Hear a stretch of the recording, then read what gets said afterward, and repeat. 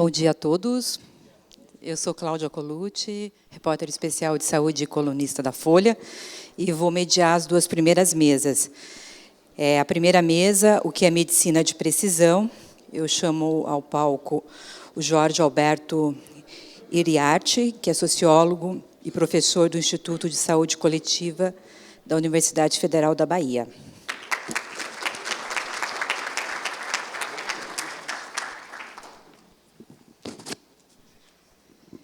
A Kátia Ramos Leite, que é professora da Faculdade de Medicina da USP e vice-presidente da Sociedade Brasileira de Patologia.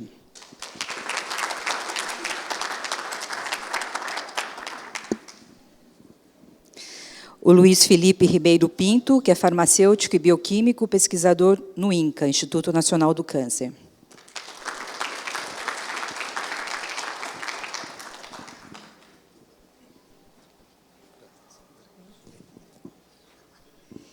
E o Rodrigo Munhoz, que é oncologista do Centro de Oncologia do Hospital Sírio-Libanês.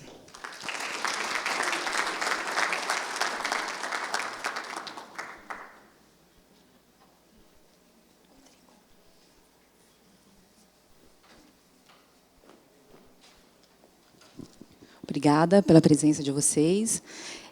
Como a nossa dinâmica das mesas, a ideia é que vocês tenham 10 minutos para introduzir o tema e depois a gente começa o debate. Eu convido a toda a plateia também para mandar perguntas. Então, por favor, Kátia, pode começar com você. Privilégio. É lógico, né? Você é a única mulher da mesa, vamos lá, né? Bom dia a todos. Eu queria agradecer a oportunidade da Folha de São Paulo em fazer uma propaganda, disse que não era para fazer propaganda aqui, né? Mas para fazer a propaganda da nossa especialidade. Tá? Então, quem conhece patologista aqui? Levanta a mão. Algum patologista? Bastante gente. Nossa, estou contente, gente, eu não preciso falar mais nada. A patologia ela é uma especialidade fundamental dentro da medicina, em qualquer coisa, nas doenças neoplásicas e não neoplásicas. Mas nas neoplasias, então, na oncologia, ela tem sido cada vez mais importante.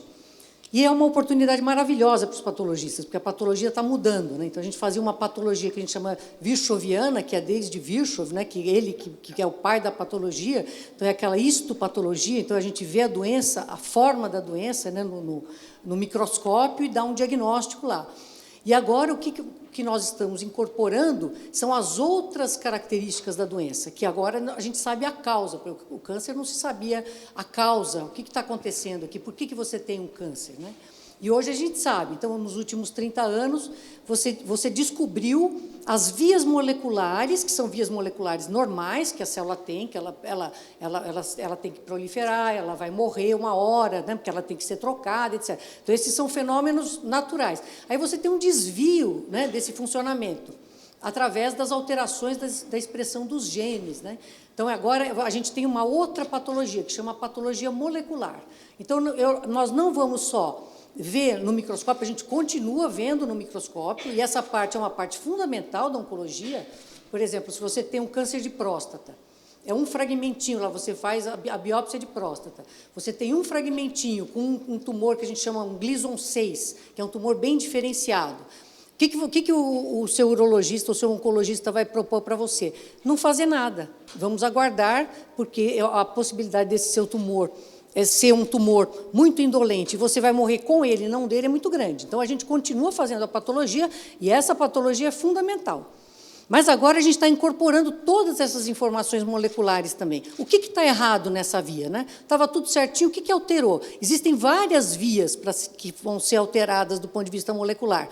Então, eu posso ter uma expressão de mais receptor de fator de crescimento, que é aquele que faz a célula crescer. É uma proteína que não existia, né? Então, nas translocações gênicas, você faz uma proteína nova, que é uma proteína que se expressava muito pouco no tecido normal, mas ela passa a ter um controle por um outro é um outro controlador dessa expressão e ela começa a se expressar muito mais. Então, a gente tem que dar essa caracterização toda do tumor. Então, o Rodrigo, ele não vai aceitar um laudo nosso, assim, é um carcinoma invasivo de mama, ponto. Não, eu vou fazer o quê com esse carcinoma invasivo de mama? Você tem que me falar o que é esse carcinoma invasivo de mama. Ele responde ao quê? Qual é a via molecular que está alterada nesse tumor? Aí o patologista tem que dar todas as características para o oncologista poder seguir o caminho correto. Se você seguir o caminho errado, o que você vai fazer? Você pode dar uma quimioterapia para uma paciente que não vai se beneficiar da quimioterapia, porque o tratamento não era aquele, era só um bloqueio do estrógeno, por exemplo, né, se eu der esse diagnóstico errado. Então, ou ele vai deixar de receber, por exemplo, o trastuzumab, que tinha expressão, era uma expressão do HER2, né, um tumor que expressa um fator de crescimento a mais, que é uma fração desses tumores. Ele vai deixar de receber esse tratamento e vai perder a chance de cura. Então, hoje está muito mais complexo, mas está muito mais bonito, né? E qual é a nossa preocupação da Sociedade Brasileira de Patologia?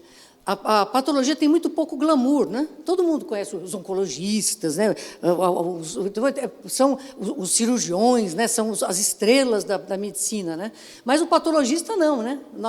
Apesar de a gente não estar mais sozinho dentro do laboratório do microscópio, mas a gente fazer parte das equipes multidisciplinares. Por exemplo, no Círio a gente tem 2 reuniões multidisciplinares por dia, na hora do almoço, entre meio-dia e 2 horas. Então, são 2. Então, os patologistas fazem parte dessa discussão, porque a gente tem que ir lá discutir e falar quais são as nossas impressões e qual é o nosso diagnóstico. Então, primeiro, a gente tem pouco glamour, pouca gente conhece, né? Por isso, a gente é muito pouco remunerado, né? Uma vez um paciente levou lá então a gente faz revisão da lâmina para eu ver e ver se eu concordava ou não com o diagnóstico, né? Aí falou, então é tanto. É barato, tá? Aí vai cobrar tudo isso para você só dar uma olhadinha, né? Aí eu falei, o que a gente faz é dar uma olhadinha, né? Exatamente, a gente dá uma olhadinha na lesão e fala o que ela é ou não é. Então, para isso, precisa um treinamento muito grande. Então, a gente tem baixa remuneração e baixa a vontade dos estudantes de medicina, por exemplo, a seguirem a especialidade. Então, a gente tem um mapa demográfico que foi feito ano passado pelo pessoal da Medicina Preventiva da Faculdade de Medicina da Universidade de São Paulo, que mostra que 0,5% só dos egressos das escolas médicas querem ser patologistas. Então, é muito, muito pouco. Então, nós somos muito poucos no Brasil, nós somos ao redor de 3.000 patologistas, nós estamos velhos, a nossa idade média é 51 anos, e assim está um desespero atrás da patologia, porque ela está muito mais complexa, você precisa de muito patologista e nós não temos. Então, nós precisamos valorizar a nossa especialidade, junto com os alunos, incentivando os alunos a fazerem a especialidade, e junto aos órgãos públicos que têm que remunerar melhor o patologista. Então, a tabela SUS, na qual se baseiam, por exemplo, as tabelas dos convênios, né? Então, tem aqueles códigos, todo mundo se baseia. Fala, mas essa tabela é uma tabela que não tem... Lógico que tem importância, todos se baseiam ali. Então, uma biópsia qualquer, para eu dar um diagnóstico para você, que você tem uma doença X ou Y, nós ganhamos R$25. SUS paga R$25. Tem convênio que paga 30, tem convênio que paga parte da tabela SUS, ainda desconta da tabela SUS. Você não pode fazer um diagnóstico, você não pode atrair um indivíduo para fazer uma especialidade pagando R$25. Né? Nós, mulheres, vamos fazer a unha, a gente paga mais para fazer a unha do que você para fazer um diagnóstico de câncer. Né? Então, é essa a nossa batalha, então, o nosso intuito é valorizar a patologia e esclarecer a sociedade civil da nossa importância. Então, assim, não existe oncologia de precisão sem patologista. Não existe... Hoje, então, a gente é não só o histopatologista, mas nós somos os patologistas moleculares, e nós somos fundamentais nisso, porque o patologista tem que estar junto, tem que saber o que é aquilo, porque ele que tem o treinamento para saber exatamente o que é aquilo que ele está vendo lá, e quais são as alterações que nós vamos procurar. Então, o patologista é uma peça fundamental desse quebra-cabeça e a gente tem que valorizar. Ele devia até estar no centro, assim, né? Aquela peça central do quebra-cabeça e depois vai tudo se montando ao redor. Então, eu queria agradecer aqui à Folha de São Paulo a oportunidade de estar apresentando, então, a nossa especialidade para vocês. Obrigada, Kátia. Rodrigo, por favor. Cláudia, o conceito de medicina de precisão nada mais é do que achar o tratamento certo para a pessoa certa, nem para a doença certa.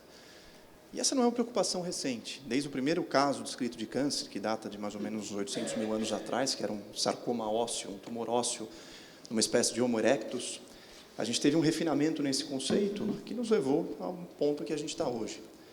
Desde a antiguidade, tanto Hipócrates quanto aos Cornélio Celso já reconheciam a importância de uma cirurgia precoce para que você conseguisse, de fato, erradicar o câncer. E aí você já tinha uma espécie de medicina de precisão. Você ia operar quem precisava, quem tinha critério, e não operaria para aqueles pacientes que não eram candidatos a uma cirurgia definitiva. Velpot escreveu que talvez o câncer não fosse o produto final, mas sim a consequência de um processo que começaria muito mais cedo, que era a base do que a gente reconhece hoje a partir dos fatores de risco, das alterações de DNA e por aí vai. Mais recentemente, sobretudo no final do século XIX, começo do século XX, a gente assistiu aí à explosão, sobretudo de técnicas de cirurgia e de radioterapia, que por muitas décadas foram a base do tratamento e também passavam por esse processo de identificar os pacientes corretos, de saber quem que então era o paciente que era candidato à cirurgia de Hipócrates, cirurgia de Cornélio Celso, os pacientes que receberiam radioterapia. E mais recentemente, aí, durante a Segunda Guerra Mundial, é que a gente viu então o surgimento da oncologia clínica, com o advento inicialmente da quimioterapia, e esse é um episódio interessante na história da medicina, porque, na verdade, esse foi um processo que aconteceu meio que por acidente, a partir da observação do que acontecia naquelas pessoas expostas ao gás mostarda, num episódio dramático que aconteceu num ataque a um porto de Bari. O primeiro paciente tratado para um tumor recebeu quimioterapia, recebeu um derivado de gás mostarda em 1943, mas por conta das convulsões aí da Segunda Guerra Mundial, esse caso só foi reportado em 1946, e aí é que a oncologia clínica se desenvolveu como especialidade e principalmente ganhou corpo, aí, sobretudo, nas últimas 2 a 3 décadas. Então, olhando a história da medicina e a história da oncologia, o oncologista clínico tem um papel muito mais recente. O patologista fez parte desse processo desde o princípio, o cirurgião, o radioterapeuta, e agora, a partir aí dos anos 50, anos 60, é que o oncologista começou a ganhar destaque. Mas a verdade é que a gente vive em oncologia uma absoluta revolução nesses últimos anos. A gente tem cada vez mais drogas sendo incorporadas, mais tratamentos sendo disponibilizados, um conhecimento médico que explodiu. A gente tem uma estimativa do tempo de duplicação do conhecimento médico, que era de mais ou menos 150 anos, nos anos 1900, que agora está perto de 1 ano e meio a um pouco menos do que isso. Ou seja, a cada 1 ano a 1 ano e meio, o volume de conhecimento médico duplica. E a oncologia, naturalmente, está no meio dessa tempestade. A previsão é que, nos próximos 5 anos, talvez esse tempo de duplicação do conhecimento médico fique tão pequeno quanto 2 a 3 meses. E esse é um enorme desafio para que a gente consiga se manter atualizado e, de fato, oferecer o melhor tratamento para os pacientes. O produto final disso é que a gente nunca assistiu a uma disponibilização de tantos tratamentos novos, muitos com elevada eficácia, como a gente assistiu nesses últimos anos. Só que isso, naturalmente, tem um impacto muito significativo, porque, primeiro, nem todo tratamento é seguro, todo tratamento tem alguma forma de efeito colateral. E não é razoável expor o paciente a um risco de um efeito colateral se você sabe que aquele tratamento não vai funcionar para ele. Então, essa é uma primeira preocupação que se aplica diretamente à questão de medicina personalizada ou de medicina de precisão. É saber que paciente eu posso poupar de um risco desnecessário. Segundo ponto, que é muito pertinente à realidade brasileira, diz respeito à racionalização de custo. Está muito claro que, apesar dos saltos que a gente teve com imunoterapia e tudo mais, a gente não tem nenhum tratamento que funcione para todo tipo de câncer. E se eu puder poupar não só o risco de toxicidade, mas também o potencial impacto financeiro que eu tenho com o tratamento prescrito de forma inadvertida, eu consigo, de fato, direcionar o investimento dos meus recursos para aqueles que, de fato, precisam. Então, isso, no nosso cenário, é muito importante. E a verdade é que a gente teve aí, sobretudo nesse último século, alguns descobrimentos que nos ajudaram a caminhar nesse conceito de medicina personalizada. Um grande salto foi a descrição do DNA por Watson Crick. Mais tarde, a gente teve a capacidade de produzir biológicos, de produzir moléculas direcionadas a alvos específicos. Isso rendeu o Nobel ao César Milstein, que era um argentino radicado na Argentina. Sim, Argentina, radicado na Inglaterra. A Argentina tem um prêmio Nobel, a gente não. E tudo isso fez com que a gente chegasse nesse grau de refinamento. Hoje em dia, a gente partiu de um cenário em que o câncer era uma palavra que descrevia um enorme grupo de doenças, passou a subclassificar essa palavra em função do sítio no qual a doença se manifestava. O que eu quero dizer com isso? O câncer deixou de ser um problema só e passou a ser o câncer de mama, o câncer de próstata, o câncer de pulmão, o câncer de pele e por aí vai. Só que hoje, com esse refinamento da compreensão e do entendimento da caracterização molecular, ou seja, das alterações do DNA e de outros fatores que levam à formação do câncer, permitiu que você refinasse cada vez mais, definisse cada vez grupos menores dentro de uma doença. Ou seja, o câncer de pulmão não é uma doença só. O câncer de pulmão tem o subgrupo que tem mutação tal, que tem tal alteração no DNA, que surgiu em tal região a partir de tal célula. A mesma coisa para o câncer de mama, a mesma coisa para o câncer de pele. Isso permitiu refinar as nossas intervenções. Ou seja, a gente conseguiu identificar subgrupos de pacientes que, ainda que tenham o mesmo câncer de pulmão, têm alteração X ou alteração Y no DNA, para a qual a gente tem um tratamento específico, que funciona para quem tem essa alteração, mas que não funciona para os pacientes que não têm essa alteração. E esse processo de decisão, que em última instância culmina com a recomendação de um tratamento para um paciente, é um processo extremamente complexo, como a Kátia apontou.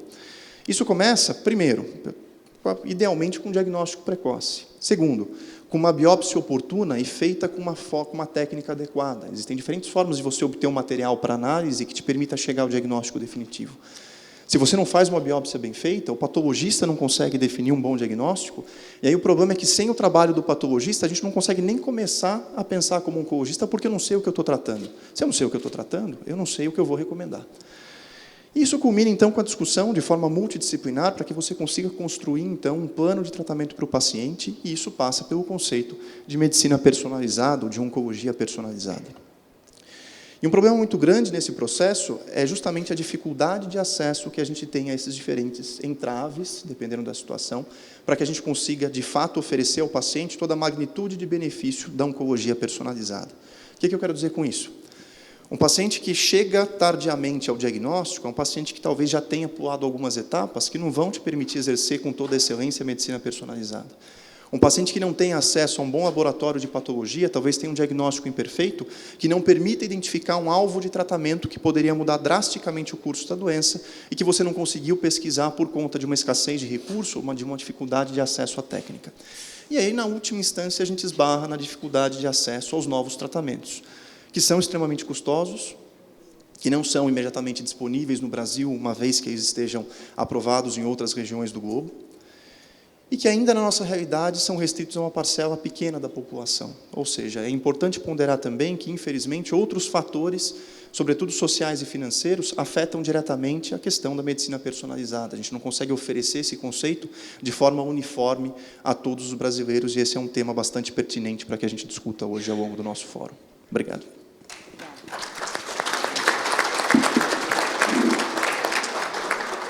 Luiz Felipe, por favor.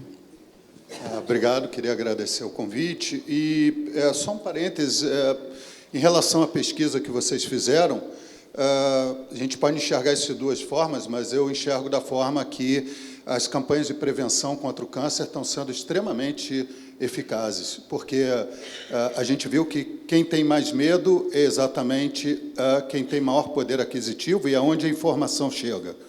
E exatamente nessas categorias onde a redução do tabagismo ocorreu com maior impacto, a prevenção à obesidade, ao sedentarismo. Então, isso demonstra que o câncer vira uma realidade justamente na fase onde as pessoas começam a fazer besteira na vida, que é na adolescência ou na saída da adolescência, e é exatamente essa população que está com mais medo e a população mais bem informada. Então, eu achei isso bem interessante e reflete o sucesso de campanhas de prevenção que têm sido feitas, particularmente em relação ao tabagismo e mais agora, recentemente, à obesidade.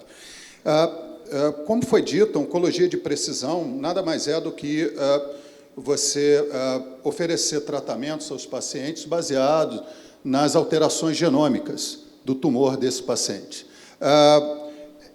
Como a colega falou, é como se hoje em dia a gente tivesse um microscópio que conseguisse enxergar mais profundamente. Então, começamos a caracterizar a doença como um câncer a partir de determinados tecidos, a partir de determinadas células desses tecidos, começamos a classificá-los, víamos que esses tumores se espalhavam com determinada hierarquia, e, a partir daí, começamos a classificá-los em estadiamento, uma vez que as diferenças entre esses estadiamentos ofereciam prognósticos diferentes e, portanto, possibilidades de tratamento diferentes. A partir de então, como foi dito, o nosso princípio de tratar particularmente tumores sólidos, ele era baseado em uma descoberta fortuita de soldados que foram expostos a agentes antiproliferativos. Porém, essa característica é uma característica particularmente presente em um tipo de tumor de células sanguíneas, né, de leucemias linfoblásticas agudas, em que ela não necessariamente está presente nos tumores sólidos, que é a excessiva proliferação. Existe uma série de outras alterações celulares que células tumorais ou um tumor, que a gente, na verdade, entende como um órgão anômalo e não mais só em cima das células tumorais, elas possuem. A partir da identificação de que o câncer era uma doença do genoma e as principais alterações foram sendo identificadas que ocorriam nesse genoma, houve um grande ganho, um ganho impressionante, talvez nenhuma área tenha tido um ganho tão impactante, tão rápido, que foi o sequenciamento do DNA. Outras técnicas genômicas também avançaram muito rapidamente, mas o sequenciamento do DNA ele avançou de forma tão impactante que, quando o genoma humano, o draft, né, o rascunho, foi feito em 2000, ele custou em torno de 3 bilhões de dólares, usando centenas de sequenciadores daquela geração. Hoje em dia, a gente consegue um genoma ao custo de $1.000, né, feito em 2, 3 dias, com um sequenciador de nova geração. Então, em 16 a 17 anos, a gente reduziu o custo de uma maneira impactante e ganhou a profundidade e amplificação na identificação dessas alterações. Com isso, vieram, obviamente, as drogas de alvos específicos a essas alterações. Esse caminho começou também com a identificação, talvez, de um câncer bastante atípico, de novo, baseado no câncer de células sanguíneas, que é a leucemia mieloide crônica, que tem, basicamente, uma alteração responsável por esse tipo de tumor.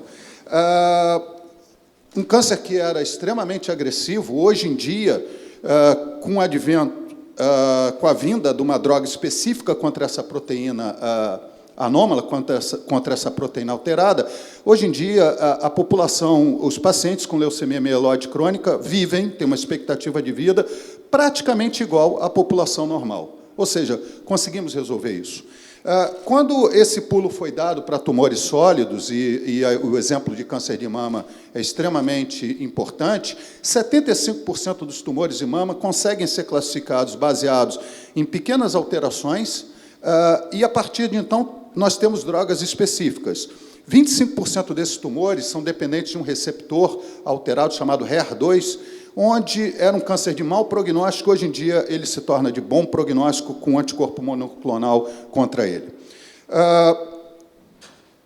Esse caminho inicial não teve, obviamente, uma continuidade de um ganho tão rápido, porque a maioria, as alterações genômicas na maioria dos tumores não reflete esses tumores um tanto atípicos. Então, quando na verdade, a característica de uma célula tumoral é a sua capacidade de acumular milhares de mutações. E essas milhares de mutações formam clones diferentes. Aquilo que a gente via como uma única entidade, células tumorais, na verdade, elas são conjuntos de células diferentes e clones diferentes que competem entre eles. E isso, obviamente, essas alterações, então, não estão presentes uniformemente. Algumas estão, mas outras não. E essa é uma das razões que a gente não vem tendo um sucesso em impactar uma melhora na sobrevida, usando a medicina, a oncologia de precisão. Porém, uma série de tecnologias e de soluções para esse problema vem sendo desenvolvidas. Um outro fato que tem impedido também que a gente possa continuar nesse sucesso rápido é a plasticidade de células tumorais, e isso deve ser uma característica não genômica, mas epigenômica.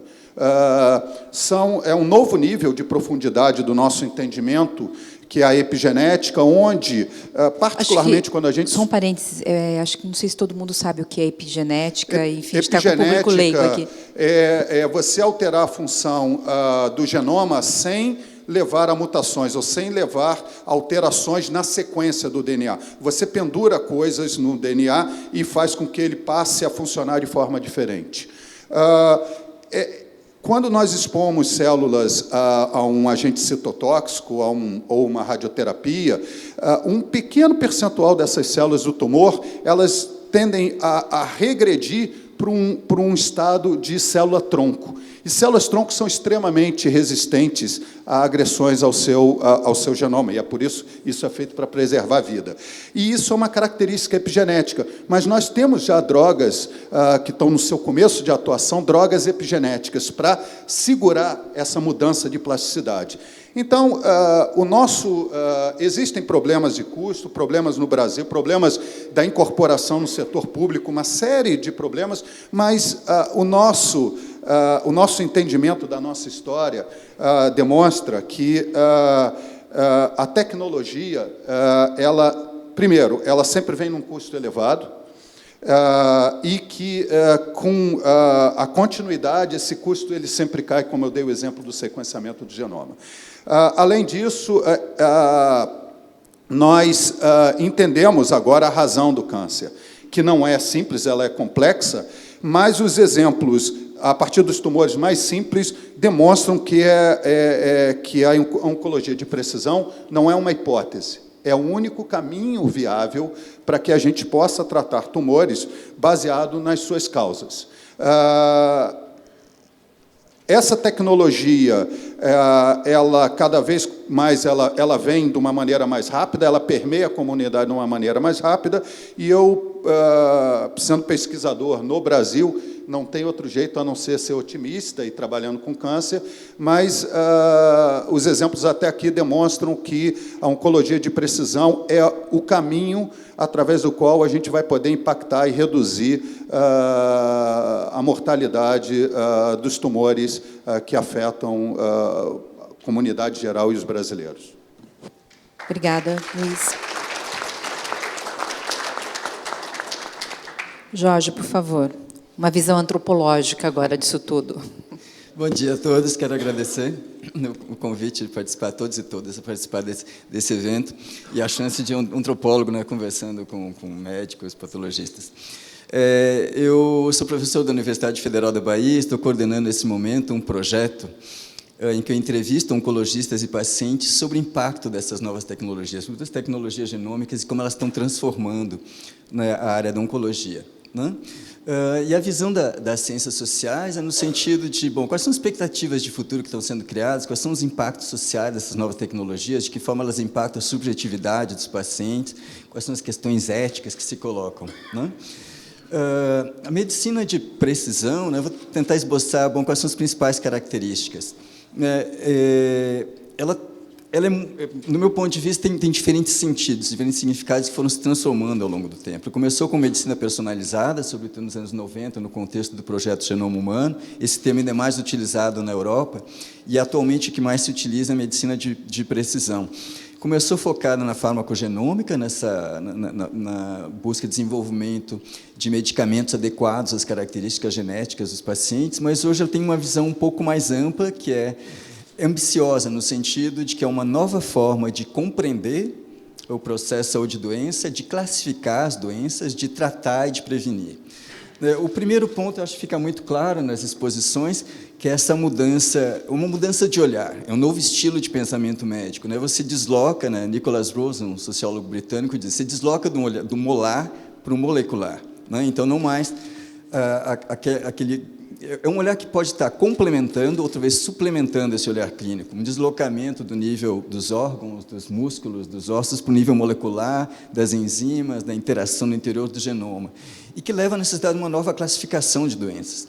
Então, como o Dr. Rodrigo disse, as doenças podem ser classificadas segundo seus caminhos moleculares. Um câncer de pulmão, na realidade, são várias doenças raras, onde o diagnóstico preciso depende de uma genotipagem, onde você encontra uma mutação, por exemplo, no EGFR, o gene EGFR, e qual a variação dessa mutação, e isso é que vai levar à terapia mais adequada, né? Pode-se dizer também que cânceres, por exemplo, dois cânceres, um câncer de ovário e um câncer de mama, podem ter mais semelhanças moleculares que dois cânceres de mama, né?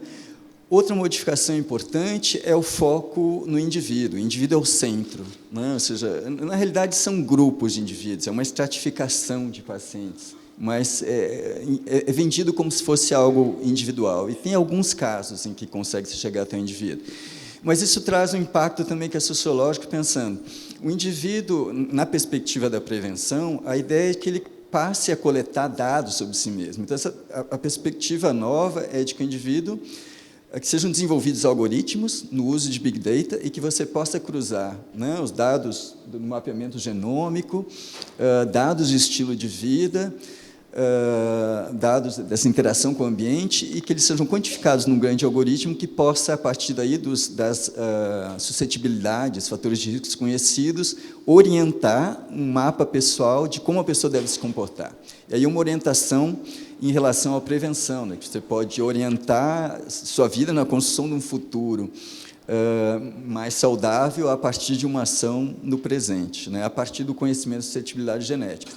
Nos Estados Unidos, na Europa, já existem uma venda de testes genéticos ao consumidor, né? 23andMe é uma das mais conhecidas. Se vocês veem a publicidade dela, é algo assim. São 23 pares de cromossomas que dizem muito sobre você, né? Venha conhecer, né, né, quais são as suscetibilidades, o que isso diz sobre você. Então, é uma mudança também na construção da nossa subjetividade, é uma expectativa que, no futuro, todos nós teremos o nosso genoma sequenciado e que isso vai ser parte também de como nós nos vemos, né? A questão que nós discutimos é que isso também aumenta a responsabilidade do indivíduo, né? Pode haver um deslocamento, né, da arena social para a responsabilidade individual. A epigenética, que foi citada, né, uma metáfora que é utilizada é como se o genoma fosse o hardware, e a epigenética o software, né, que, de certa forma, atua nessa regulação dos genes, né, com um controle de volume, né, e não apenas on-off, mas com uma gradação que pode aumentar a suscetibilidade para câncer. Então, existem pesquisadores hoje que trabalham no sentido de encontrar esses biomarcadores, pensando que o câncer desenvolve, né, desde a exposição ao fator de risco até o diagnóstico, podem levar muitos anos. Então, a expectativa é que você possa predizer quem vai desenvolver um câncer anos antes que o diagnóstico aconteça, o que seria algo fantástico, mas, por enquanto, é uma promessa. Isso é algo que se discute muito com relação à medicina personalizada, de precisão, é o quanto das promessas são realistas, o quanto são hype, é o termo usado em inglês, né, que são expectativas um pouco exageradas, né? Bom, outro ponto importante é isso da suscetibilidade, é uma visão onde o risco é importante, né? Outra questão sociológica interessante é, uma pessoa que tem alta suscetibilidade, né, ao desenvolvimento de uma doença, ela ainda é uma pessoa saudável ou ela é um doente pré-sintomático? Ou seja, tem uma mudança no estatuto, um borramento entre o normal e o patológico, que é interessante. Bom, o que a gente vê hoje no mundo é um enorme investimento em pesquisa. No Reino Unido, né, o Obama lançou em 2015 a Precision Medicine Initiative, a China lançou em 2016 com 9 bilhões de dólares. Então, esse é um caminho, um investimento no capitalismo, na biotecnologia, né? E eu acho que a pesquisa do Datafolha, de certa forma, coloca isso, de que há uma demanda da população, uma preocupação que não é só brasileira, é mundial. Bom, os obstáculos. Tem primeiros obstáculos que foram trazidos, essa questão de complexidade dessa interação dos genes com o meio ambiente é muito maior do que a gente esperava inicialmente. Então, tem a questão da resistência dessa evolução clonal, que é um problema dos medicamentos-alvo, né, que as pessoas desenvolvem resistência. E eu queria trazer a questão da desigualdade. Então, eu tenho entrevistado oncologistas, e isso é um motivo de muita frustração para eles. Um oncologista me disse, de manhã, quando eu atendo no SUS, eu sou à tarde, no meu consultório privado, no hospital privado, eu sou outro. Eu encontro um paciente com as mesmas necessidades, e para eu não tenho acesso a essa nova tecnologia. A imunoterapia, por exemplo, que é muito promissora, ela praticamente não existe no SUS, a não ser em alguns pontos de excelência. Então, tem algumas cânceres que são ditos de órfãos de medicamento no SUS. Pegar melanoma, por exemplo, câncer de pulmão. Às vezes o médico está na frente de um paciente que ele sabe que tem um medicamento que esse paciente poderia se beneficiar, e ele fica, lá na Bahia, por exemplo, ele está pressionado pelo Estado. Se ele judicializar, que ele der um relatório, o Estado pode cobrar daquela instituição, né, que assuma o custo. Né? Muitas vezes ela está aprovada no SUS, mas a APAC, né, que é a autorização para procedimento de alto custo, não cobre o valor do medicamento. Então, resta a pessoa entrar na justiça, os pacientes de menor escolaridade não têm, às vezes, nem ideia de que essas tecnologias existem, tem a questão... Então, esse é um problema para discutir. Tem uma outra desigualdade que eu também acho importante, que é entre países ricos ou países de renda média e alta. Você vê que na América do Norte, na Europa, a maior parte desses ensaios clínicos é feito a partir de base de dados com população europeia e população branca. Nós temos uma população miscigenada, nós temos polimorfismos que são próprios da população brasileira, nós temos mutações oncogênicas que são próprias, que são mais prevalentes, digamos. Então, é necessário que nós também tenhamos pesquisas e mais ensaios clínicos. Então, se fala dessa global, uma genomic divide entre os países, né? E aqui, só fazendo um parênteses, veja que, enquanto eles investem altamente em biotecnologia, nós temos a nossa principal instituição de pesquisa, que é o CNPq, praticamente à míngua. A semana que vem é possível que 84 mil pesquisadores não recebam suas bolsas e seus salários. Então, essa também é uma situação crítica, né, de aumento das desigualdades. Né? Outro ponto... Não, acho que depois a gente pode abrir um debate. Obrigada, Jorge. Bom, já temos várias perguntas aqui da plateia. Rodrigo, tem uma aqui, tanta informação nova, né, sobre medicina de precisão, tem feito o oncologista ter cada vez menos tempo para atender o paciente, acompanhá-lo. Você concorda com isso? Eu acho que depende do cenário, do contexto em que o oncologista está inserido. Eu, felizmente, tenho o prazer de trabalhar em instituições, eu trabalho tanto no CIRI quanto no Instituto do Câncer, em que, na verdade, essa questão do crescimento do conhecimento não recaiu sobre a prática diária do oncologista. Ou seja, eu não preciso, no meu dia a dia, saber tudo o que está acontecendo. Por quê? Porque nós estruturamos grupos multidisciplinares com áreas específicas de atuação. No meu dia a dia, eu trato especificamente pacientes com tumores de pele e com sarcomas. Ou seja, isso nos dá um certo conforto para garantir que todo esse conhecimento possa ser absorvido e que a gente consiga traduzir isso no melhor nível de cuidado para o paciente. E não é só o oncologista, nós temos nessas equipes multidisciplinares cirurgiões dedicados a essas doenças, patologistas dedicados, radioterapeutas dedicados. Da mesma forma que nós temos grupos estruturados para câncer de mama, para câncer de pulmão e por aí vai. Mas esse, de fato, é um problema e a gente precisa reconhecer que a prática da medicina não envolve só assistência. Um bom profissional, ele precisa de treinamento, ele precisa de atualização constante, ele precisa de educação, e que isso deve ser valorizado dentro do conceito de trabalho médico. Agora, é um comentário muito frequente, a gente recebe no jornal assim, comentários dos leitores, tal, que tem visto cada vez mais uma distância, assim, eles se queixam muito dessa distância do médico, do clínico, numa doença como o câncer, que a pessoa fica tão vulnerável. Então, assim, essa pergunta vem muito ao encontro do que a gente recebe de leitores dessas queixas, né, sentindo cada vez mais o médico ali quase como um técnico, mas não a pessoa que esteja próxima, que esteja acolhendo. Isso, enfim, tem havido várias discussões no meio médico também sobre isso, né? Essa é uma preocupação muito pertinente, Cláudia. A gente não pode, como oncologista, se colocar numa posição em que você é um replicador de dado. Você tem que ser uma pessoa que transforma esse dado em algo que tem por objetivo maior acolher o paciente. A atividade fim é cuidar do paciente, não é processar esses dados e simplesmente recitar esses dados. É utilizar isso de forma racional para que você consiga transformar isso no melhor nível de cuidado. Mas isso não substitui de forma nenhuma a necessidade de uma proximidade, de um carinho, de um acolhimento. E isso, na verdade, não é influenciado diretamente por esse volume de conhecimento ou por nada. Isso é a essência da prática médica. Você precisa manter, em primeiro lugar, o conceito de que a sua função ali é cuidar. Obrigada. Kátia, tem uma pergunta para você aqui. O trabalho do patologista não está sendo substituído pela inteligência artificial ou por equipamentos sofisticados? Não, ainda bem que não, né? Por enquanto, não. A gente está caminhando para esse ponto, nós estamos percorrendo esse caminho. É uma coisa inevitável, essa ajuda que a inteligência artificial vai fazer a várias especialidades, inclusive na patologia, mas isso ainda não é uma realidade, e eu acho que nem vai ser, porque é muito complicado você fazer. A gente está fazendo um trabalho para diagnóstico de câncer de próstata e graduação, fazer essa graduação de uma maneira mais objetiva possível, com inteligência artificial. E os resultados são incríveis, né? É uma coisa linda que a gente está fazendo. Então, a gente já está nesse caminho também.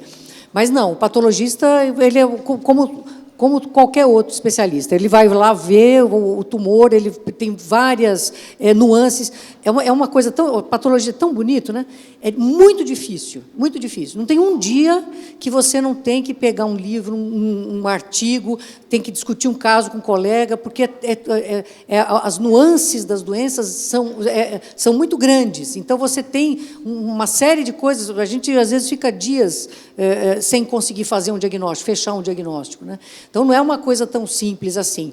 O patologista ainda, o ser humano ainda é fundamental, mesmo no diagnóstico, não só depois no atendimento do paciente, mas nesse diagnóstico, a nossa cabeça ainda e os nossos olhinhos funcionam bem mais do que qualquer tipo de inteligência artificial, por enquanto. Mas, em termos de inteligência artificial, o que tem-se dentro da patologia? Qual o status quo hoje disso? O que a gente já consegue fazer? Assim, por exemplo, em citologia, por exemplo, né, você fazer screening de citologia cérvico-vaginal, então você tem um volume enorme, você já tem os microscópios, você tem programas que já fazem a varredura daquela lâmina sozinha, e eles fotografam, e ele já vai fotografando as áreas suspeitas. Então, aí o patologista vai lá e ele dá uma checada nessas áreas suspeitas. Isso não está disseminado, mas é uma coisa que existe já há muitos anos. E essa é a tentativa, porque você vai diminuir muito a subjetividade.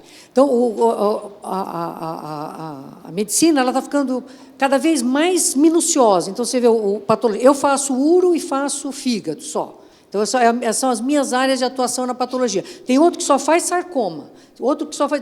Porque as classificações já estão ficando muito complicadas e todas essas... A dedicação tem que ser exclusiva para aquela especialidade, né? Então, um patologista geral, por exemplo, no interior de um estado distante, etc., que não tem acesso a tanta informação e não consegue fazer isso, ele vai ter que fazer tudo, vai ter que ver tudo, isso pode auxiliá-lo, né? Então, vai aumentar a precisão do diagnóstico morfológico, né? E o que está sendo muito usado hoje, também não tem outro jeito, por essa falta de patologista, é a telepatologia, né? Então, a gente vai usar isso também já é uma realidade. Você coloca uma lâmina, a gente faz isso também toda hora, você manda para o mundo inteiro, né? Então, você tem um grupo dos patologistas internacionais. Eu estou com um caso difícil, complicado, eu fotografo, mando para 5 indivíduos, um na Austrália, um na Alemanha, um nos Estados Unidos, etc., e cada um dá a sua opinião. Às vezes, vem 5 diagnósticos diferentes, né? De tão difícil que o negócio é, mas é uma realidade. Então, isso vai ser incorporado. Não é uma coisa de hoje, né? Mas é uma coisa que a gente vai andar e eu acho que vai ajudar muito. Obrigada.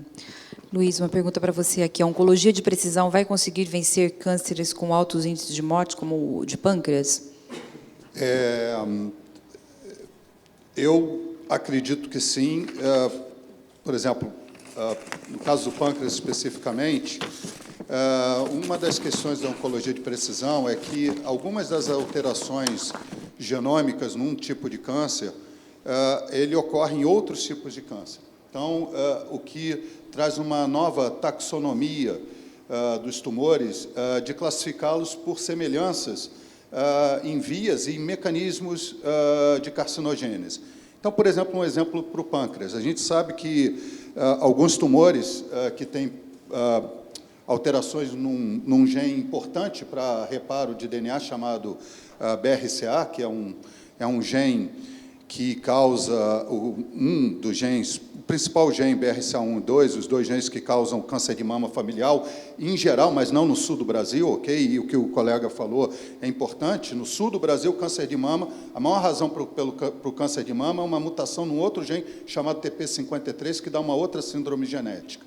Isso é os resultados de duas pesquisadoras, a Maria Isabel Achatz, que estava no AC Camargo, agora está no Sírio, e da Patrícia Prola, lá no sul. Então, isso é importante. Mas, voltando ao câncer de pâncreas, hoje em dia a gente sabe que um percentual significativo de câncer de tumores de pâncreas tem problemas no BRCA, e ele é um dos dois caminhos, na verdade, que levam a que você possa reparar os danos ao DNA causado por um quimioterápico. Mas nós temos uma droga para inibir um receptor chamado PARP, na verdade, que, nesses casos, funciona muito bem. Então, isso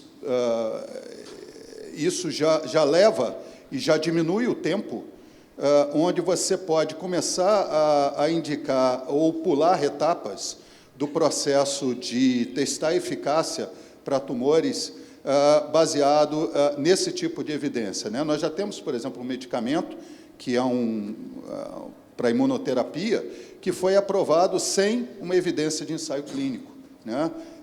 Então, cada vez mais também o aprendizado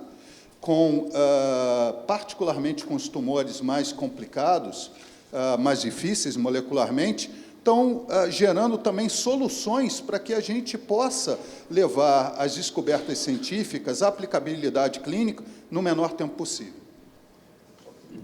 Complementar um comentário, Cláudia, que esse é um conceito muito importante. O desenvolvimento da medicina de precisão permitiu que a gente começasse a tratar doenças que usualmente seriam diferentes, mas que compartilham alterações moleculares comuns. Ou seja, eu tenho determinada alteração no genoma que eu identifico num câncer de mama, mas que eu percebo que ela é compartilhada também com pacientes que têm câncer de pulmão.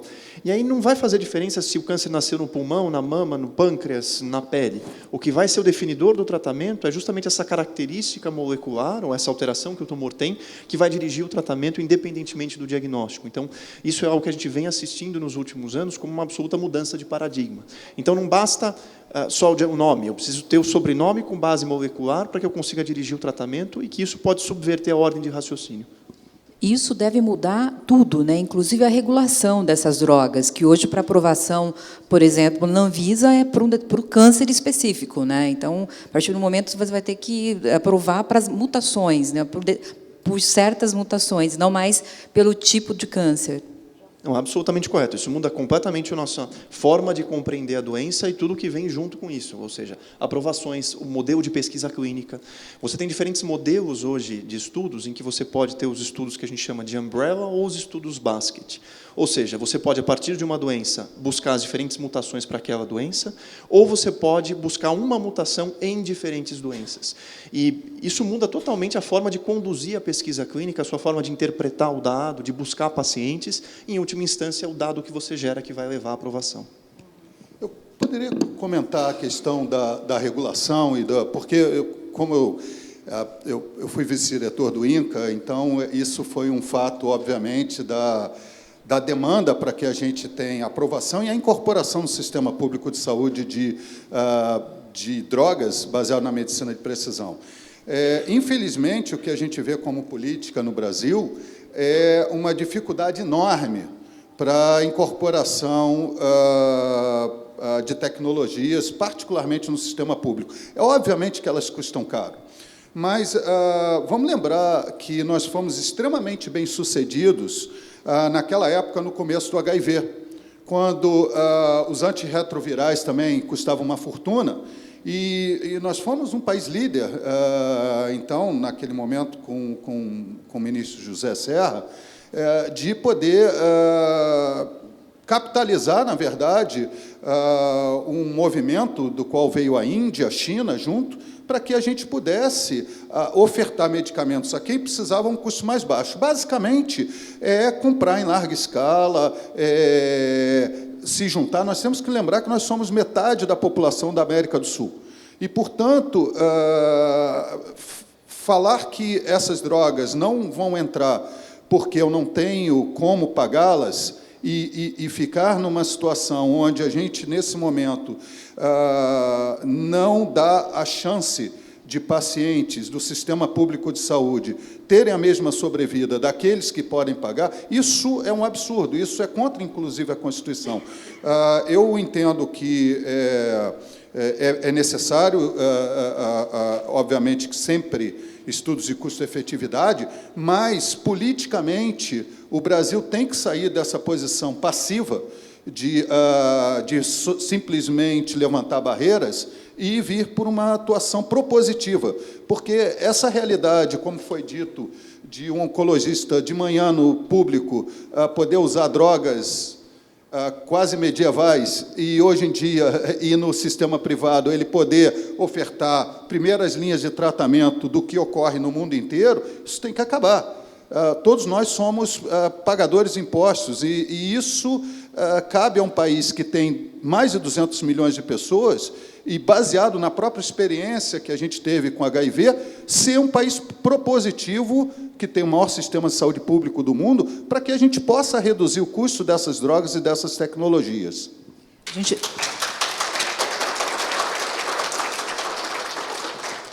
E, aproveitando o caso, por exemplo, do melanoma, né? É gritante você ver que, com imunoterapia, por uma parcela de pacientes, você consegue praticamente curar esse paciente, e tem muita gente ainda praticando, usando quimioterapia da década de 70, 80, que não vai adiantar nada, né? É exatamente inútil, é antiético até, né? A gente tem que lembrar que, para diagnosticar um câncer, custa muito caro. Como a colega falou, quer dizer, embora é verdade que o patologista, pelo SUS, assim como todos os outros procedimentos, recebam valores muito baixos, né? A PAC ela está desatualizada, né? Ela não vem sendo atualizada há muito tempo, esse é um problema sério. Nós temos serviços de saúde públicos, como no Canadá, como na Inglaterra, como na França, onde, por exemplo, se a gente for falar de propostas de laboratórios para identificar essas alterações, né? Cada país desenvolveu o seu modelo.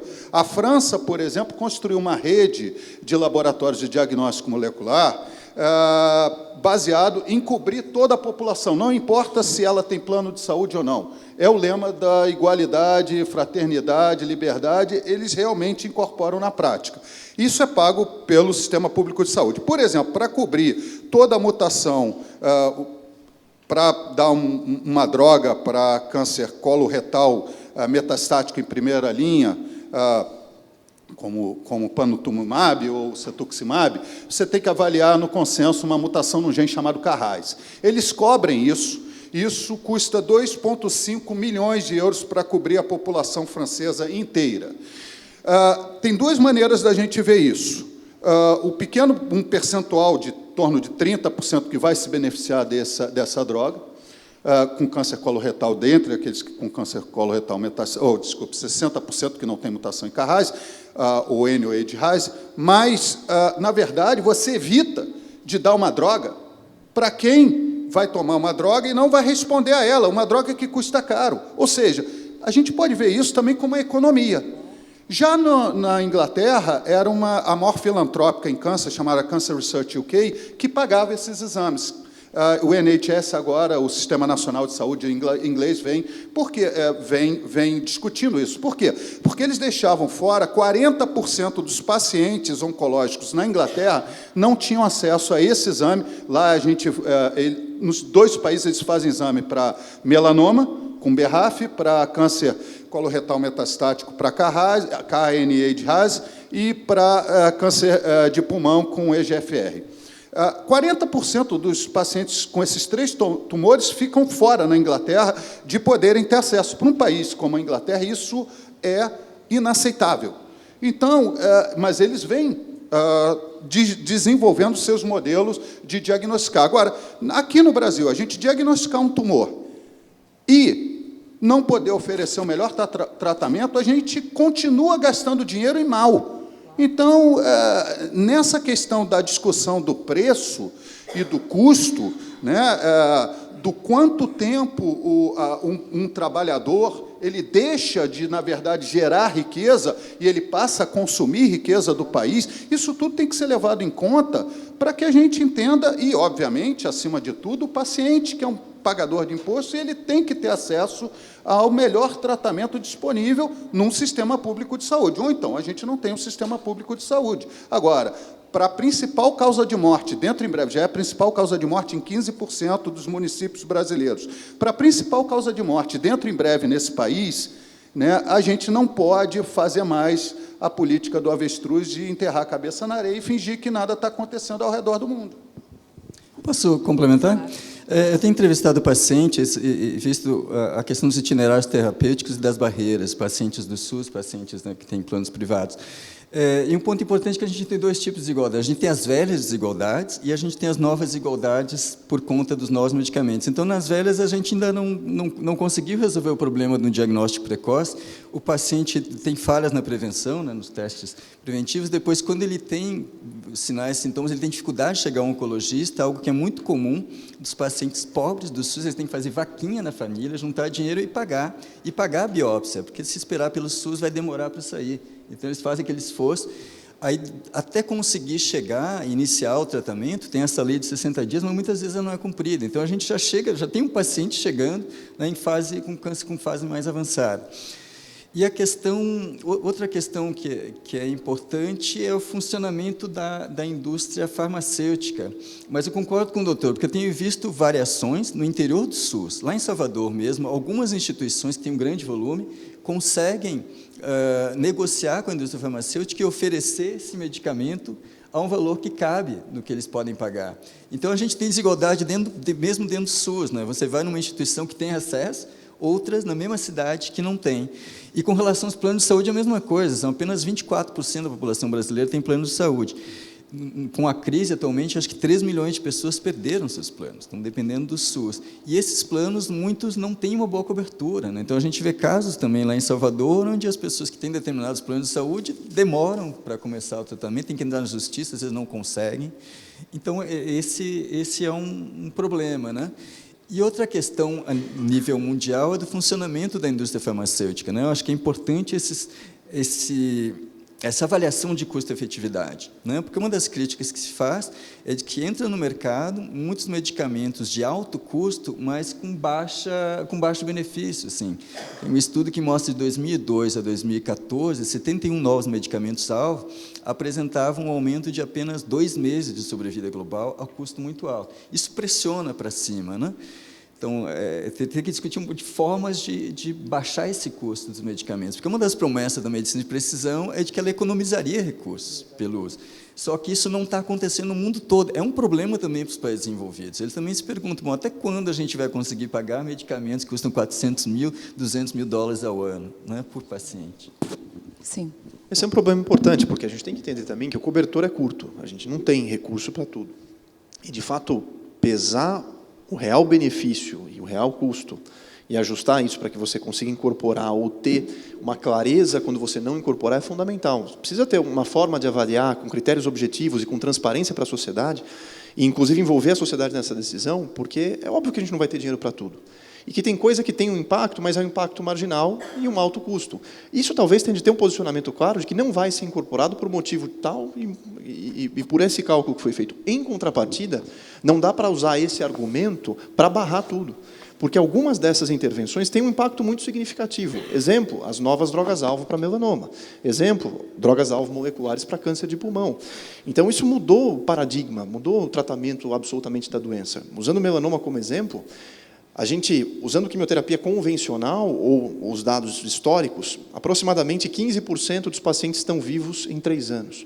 Com esses novos tratamentos, esses 15% se transformaram em 50% a 55%. Então, essa população ela está diluída nesse dado maior, mostrando que a gente teve um grande número de incorporações de drogas com impacto limitado. E isso serve de desculpa para não aprovar nada. Então, precisa ter essa visão de que nós temos cenários diferentes, que os impactos são diferentes, que os custos, infelizmente, são muito altos, e que a gente vai precisar de critérios objetivos para dizer o que não vai ser incorporado, mas de modo a permitir que aquilo que faça diferença seja disponibilizado.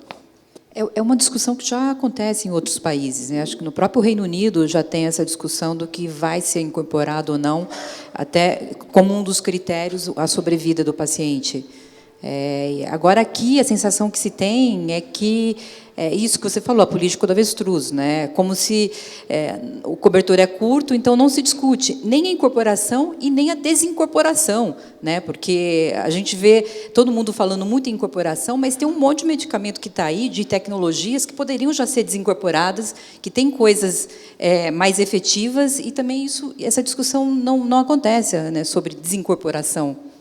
Outro ponto muito importante trazido aqui é que a nossa métrica para avaliação de custo é absolutamente imperfeita. A gente, hoje em dia, basicamente avalia o custo do remédio, mas a gente não avalia outras variáveis, como o custo do tratamento de suporte para um remédio que seja muito tóxico.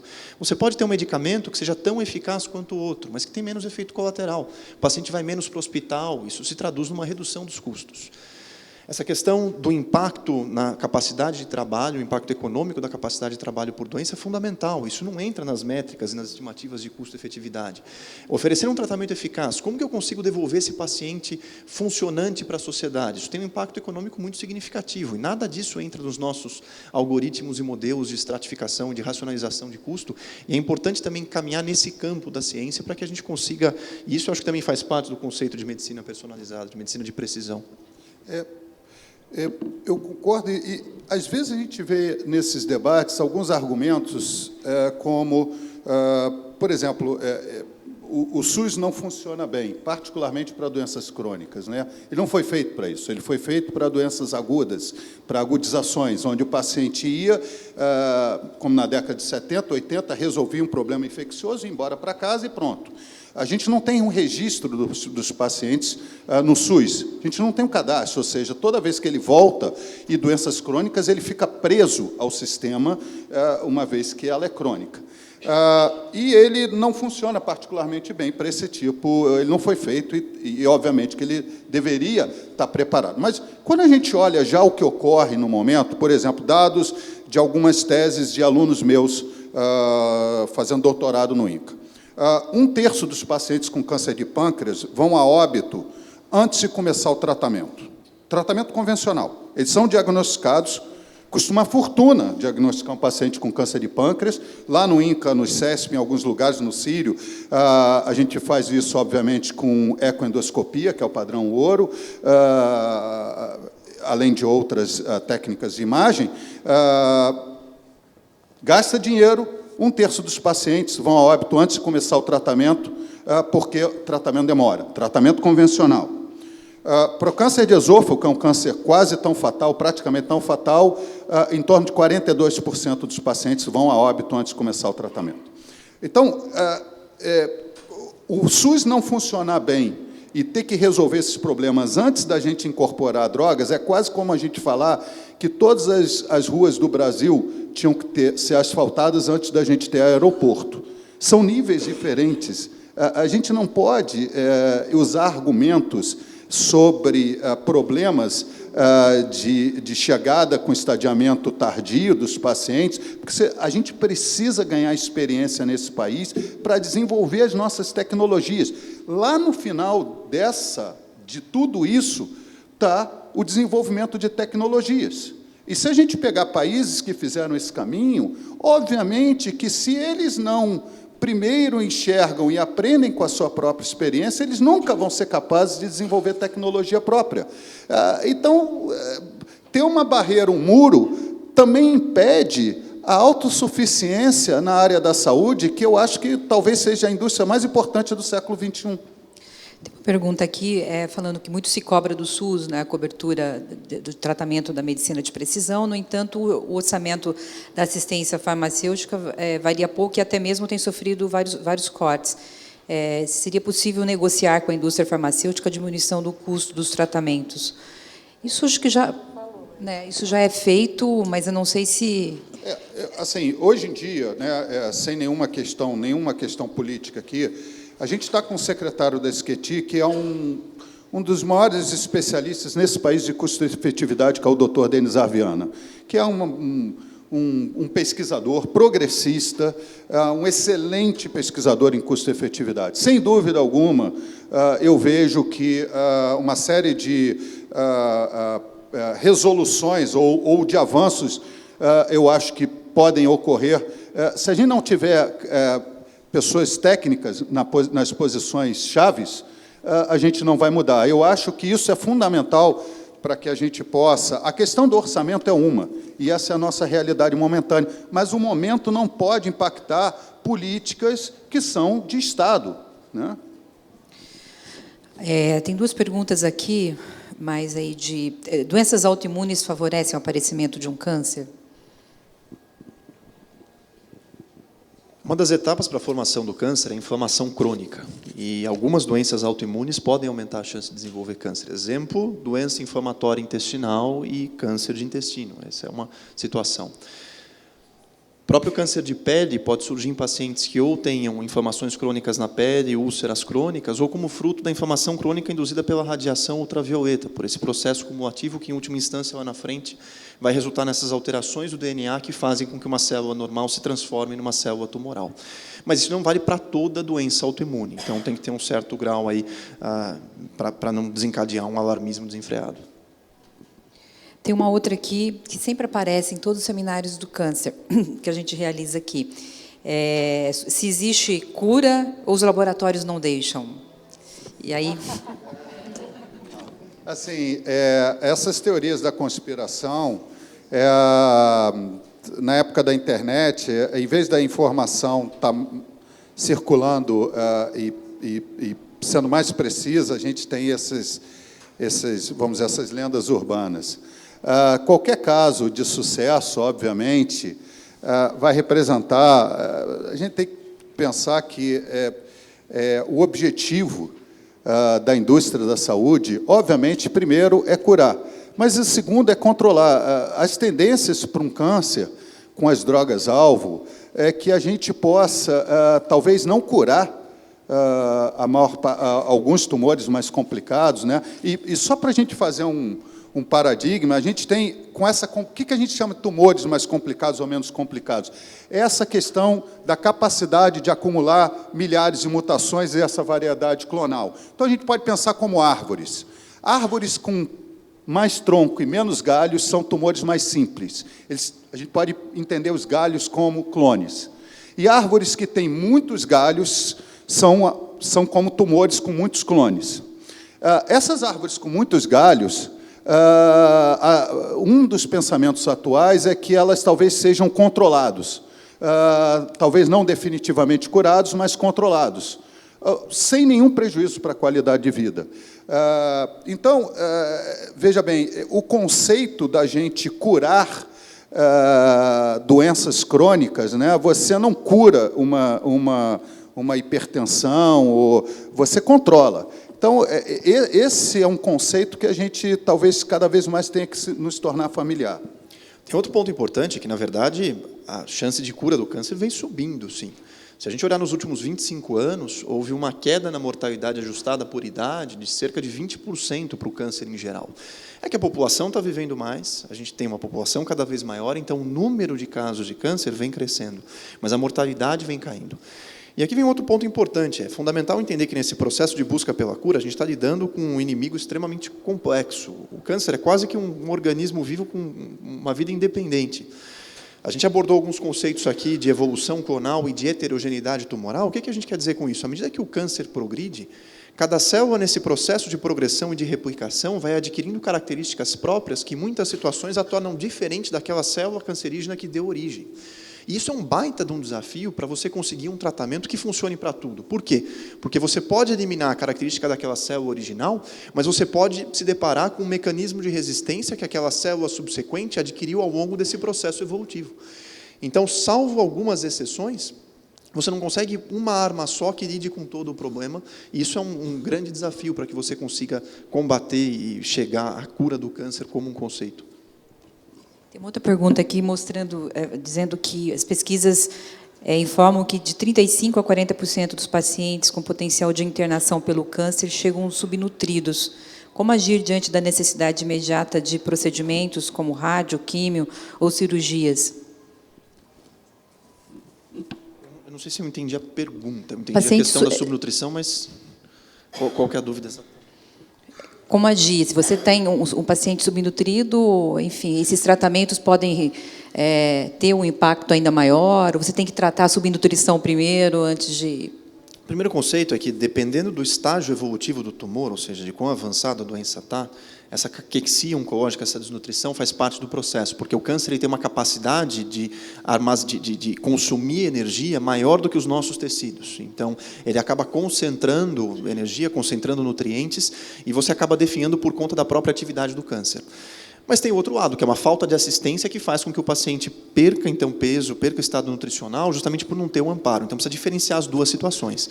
Se você tem um paciente desnutrido numa etapa inicial, em que o principal culpado não é o câncer, não é o câncer avançado, aí é fundamental que você tenha um acompanhamento paralelo para que você consiga estender toda a magnitude de benefício de uma químio, de uma radioterapia. Porque, naturalmente, um paciente que chega debilitado vai ter uma menor tolerância a qualquer forma de tratamento. Isso vale para imuno. Um paciente que chega debilitado tem um distúrbio imunológico que faz com que ele talvez responda de forma diferente. Então, é fundamental que você consiga identificar essas duas causas e tentar melhorar o estado do paciente, não só com o tratamento oncológico padrão, mas com todas as terapias de suporte. Uma última pergunta aqui, que de repente já serve para encerrar a fala de cada um de vocês. O medo do câncer constatado na pesquisa Datafolha pode ser paralisante, isto é, impede as pessoas de fazerem a prevenção secundária em busca de diagnóstico precoce. Uma vez diagnosticado o câncer, esse medo também impede que a pessoa busque saber mais sobre sua doença, o nome e o sobrenome do seu tumor. Acho que com isso a gente pode ir encerrando e... Mas esse comentário reforça a importância do trabalho de quem cuida, porque, apesar dos avanços, apesar de uma substituição progressiva por métodos que envolvem alta tecnologia, big data enfim, tudo envolvendo bioinformática, esse cuidado não vai ser substituído, esse amparo que se dá ao paciente no momento em que ele tem a notícia para que você consiga participar do processo de definir um norte, é realmente a essência do trabalho e esse é o ponto mais importante. A gente tem que lembrar que o programa de redução do tabagismo do Brasil é um dos melhores do mundo. A gente levou, em 1989, quando ele começou, nós tínhamos 42% de tabagistas na população adulta, hoje nós temos 10%. E, com isso, a gente já está vendo a redução da mortalidade por câncer de pulmão em homens no Brasil. Em 2016, foi a primeira vez que a gente observou isso em termos nacionais. Ou seja, a gente, ao incorporar novas tecnologias, a gente jamais pode esquecer de todo o aprendizado que a gente teve. O quão mais cedo a gente diagnosticar esse tumor, maior chance e mais barato vai ser para tratar esse paciente. Uma coisa também que é interessante é que o indivíduo doente, por exemplo, o indivíduo com câncer, ele pode ser um alerta para a família inteira. Então, hoje a gente tem um conhecimento dos genes de predisposição ao câncer, esses genes familiares, e todo mundo está atento a isso. Então, se você vai a um oncologista, ele começa a te perguntar, seu pai morreu de quê? Sua mãe, ou sua mãe está viva, teve algum câncer, etc., para fazer uma história, para ver se se existe naquela família um gene de predisposição ao câncer. E isso, uma vez identificado, e isso é possível e é disponível, né, do ponto de vista técnico, você pode prevenir que esse câncer apareça no resto da sua família. Então, não pode ficar paralisado. Tem que buscar a cura, que ela existe, né, esse amparo ou essa cronificação da doença do câncer, e, além do mais, ser um sinal de alerta para o resto dos familiares, que, eventualmente, aquilo possa ser uma doença familiar, e isso você está salvando o resto né, da sua prole, etc., e dos seus parentes. A aposta da medicina personalizada é justamente que esse tipo de conhecimento, que essa noção de uma maior consciência do risco não gere paralisia, mas sim gere uma busca de saber mais, uma atitude preventiva. Se fala do empoderamento do paciente a partir desse novo conhecimento, que ele seja mais proativo, que ele seja capaz de discutir, decidir junto com os médicos nas alternativas de tratamento. Agora, o que o doutor trouxe, é importante pensar que essas ações populacionais são sempre mais efetivas do que a ação no nível individual, né? Não necessariamente as pessoas, mesmo com conhecimento das suscetibilidades genéticas, vão mudar seu comportamento, mas essa é uma aposta de que esse paciente empoderado com conhecimento de suscetibilidades vai transformar. Mas é uma questão de saúde pública, até que ponto a ação em medicamentos curativos é suficiente para ter um impacto global, né? Se a gente não fizer isso junto com a modificação da sociedade, se a gente vive numa sociedade que é patogênica, uma sociedade onde a gente não tem acesso à alimentação saudável, onde as pessoas não praticam atividade física, não adianta a gente ter os melhores medicamentos se a sociedade continua gerando patologia, né? Então, a gente não pode esquecer dos determinantes sociais, né? Bem lembrado, Jorge. Infelizmente, nosso tempo chegou ao fim. Agradeço a cada um de vocês. Obrigada.